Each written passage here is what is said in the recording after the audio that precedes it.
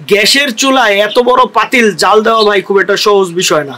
ব্যাপারটা হচ্ছে ভাই, আমি সালসা বানানোটা যার থেকে শিখছি সে আমাকে বলছে আমি যেন কারোর সাথে এই ফর্মুলাটা শেয়ার না করি। তো আমি সারাটা দিন এইভাবে একটা কবুতর যদি মাদির উপরে ওইটা বসে থাকে, মাদিটা কেমনে ঠিক থাকবে বলেন?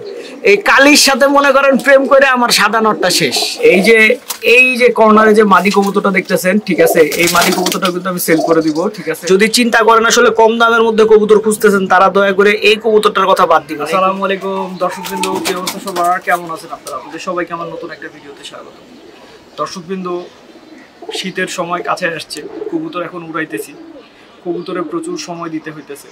আর এইদিকে আপনার আগের লোক যে ছিল সে তাকে বাদ দিয়ে দিছি, আমি নতুন লোক নিছি। নতুন লোকও খুব একটা স্কিল না, মোটামুটি বেশ ঝামেলায় আছে। তো যে কারণে কবুতর মেনটেন করতে আমার অনেক কষ্ট হইতেছে, ঠিক আছে। আর পাল্লার সময়ও আসলে আপনার আরও দেখা যাবে পাল্লায় ফোকাস দিতে হবে, আর হয়তো বা মাস দুয়েকের মধ্যে পাল্লা শুরু হয়ে যাবে। তো এই কারণে আমার কিছু কবুতর কমানো দরকার, কারণ কবুতর না কমাইলে ভাই এত কবুতর আমার পক্ষে মেনটেন করা সম্ভব হইতেছে না, ঠিক আছে।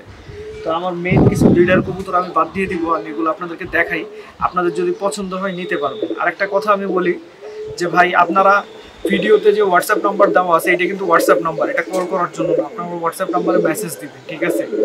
আর আরেকটা খুবই জরুরি কথা যে আপনাদের মেসেজগুলো রিপ্লাই দিতেও ভাই সময় লাগে, সময় দিতে হয়। তো আমি 48 ঘন্টা পর্যন্ত এই সেল পোস্ট দেওয়ার পরে আপনারা যা মেসেজ করবেন সেটা রিপ্লাই ইনশাল্লাহ দিব। এরপরে ভাই আমি বলতে পারতেছি না। এই যে কর্নারে যে মাদি কবুতরটা দেখতেছেন, ঠিক আছে, এই মাদি কবুতরটা কিন্তু আমি সেল করে দিব। মাদিটা যথেষ্ট ভালো একটা মাদি। তারপরে এই যে এইখানে একটা মাদি কবুতর দেখতেছেন, এইটাও আমি ছেড়ে দিব। আমি কবুতরটা একটু হাতে ধরে আপনাদেরকে দেখাই, আসেন।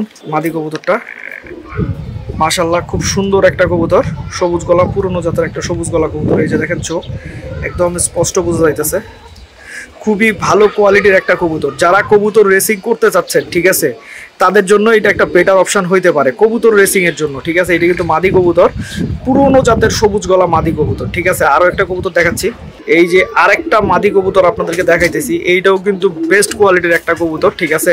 গিয়ারের একটা কবুতর, আমি দেখাই আপনাদেরকে, চোখটা দেখাই, চোখও যথেষ্ট ভালো। এই যে দেখেন,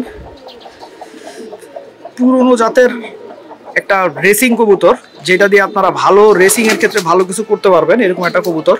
আর আমি আসলে আমার বাসায় যেই ধরনের কবুতরই রাখি, ঠিক আছে, আমি রেজাল্ট ছাড়া কোনো কবুতর রাখি না, ঠিক আছে। তো কবুতরটা যথেষ্ট ভালো, আপনারা চাইলে নিতে পারবেন। তারপরে এই যে সুন্দর সিলভার কবুতরটা দেখতেছেন, এইটাও ছেড়ে দিব। এই যে দেখেন, ঠিক আছে, এই কবুতরটা অনেক ভালো কোয়ালিটির একটা কবুতর, টপ কোয়ালিটির একটা কবুতর। কিন্তু ভাই এই কবুতরটার কিন্তু দাম বেশি পড়বে।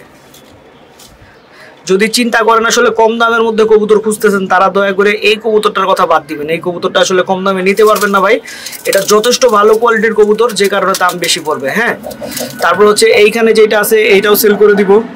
তো তারপরে হচ্ছে আপনার এই যে এই সাইডে যে নটটা দেখতেছেন, এইটাও সেল করে দিব।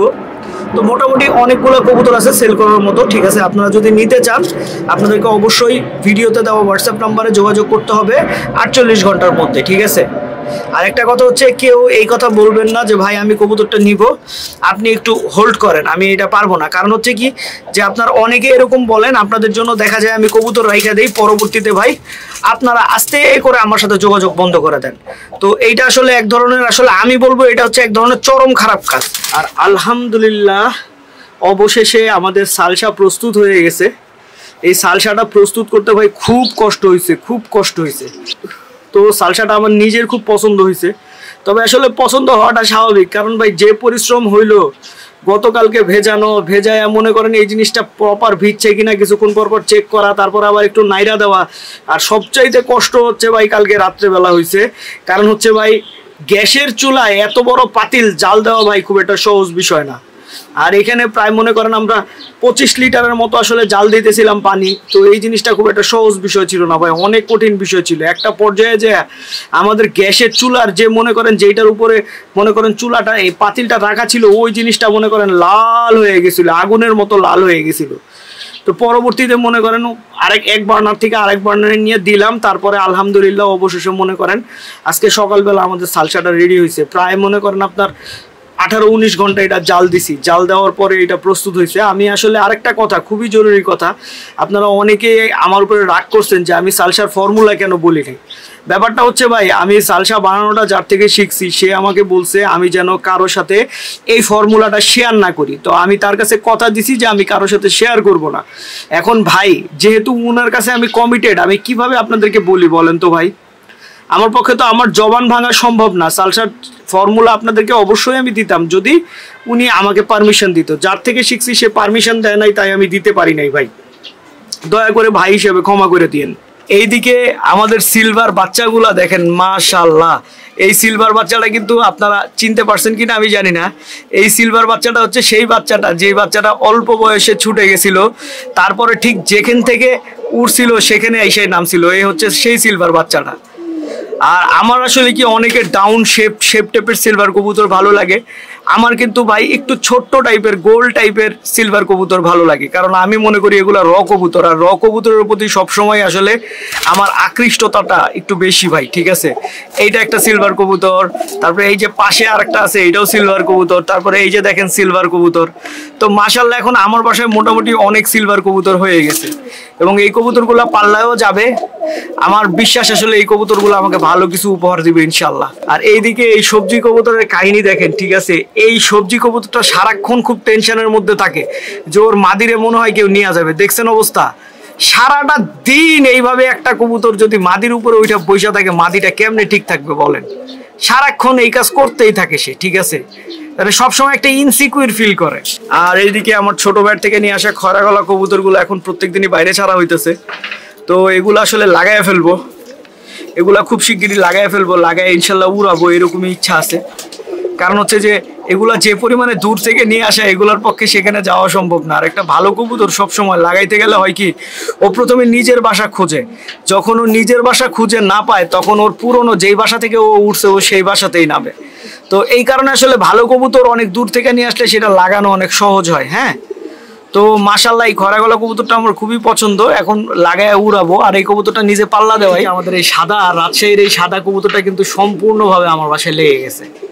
এই কবুতরটা অনেক ভালো ফ্লাই করে, প্রচুর ডিগবাজি দেয়, কিন্তু এই কবুতরটাকে উঠতে দেয় না এখন হচ্ছে আমাদের মুসালদম মাদিটা। একটা কথা আছে না ভাই, সঙ্গ দোষে লোহ ভাসে। এই কালির সাথে মনে করেন প্রেম করে আমার সাদা নটটা শেষ, বুঝতে পারছেন? এখন উঠতে চায় না, সারাদিন মনে করেন আমার এই মুসালদম মাদির সাথে বৈশা থাকবে। এই হচ্ছে আমার সেই ছোট্ট ছোট্ট বাচ্চা কবুতরগুলা, যেই কবুতরগুলাকে আমি আলাদা করে রাখছি। আমি এখনো বাইরে নিতেছি না, আর কিছুদিন পরে বাইরে নিব। কারণ আমার ইচ্ছা আছে অলরেডি থরের যতগুলা বাচ্চা আছে সবগুলা বাচ্চা ক্লিয়ার হওয়ার পরেই কবুতর বাইরে নিব, এর আগে আমি কবুতর বাইরে নিব না।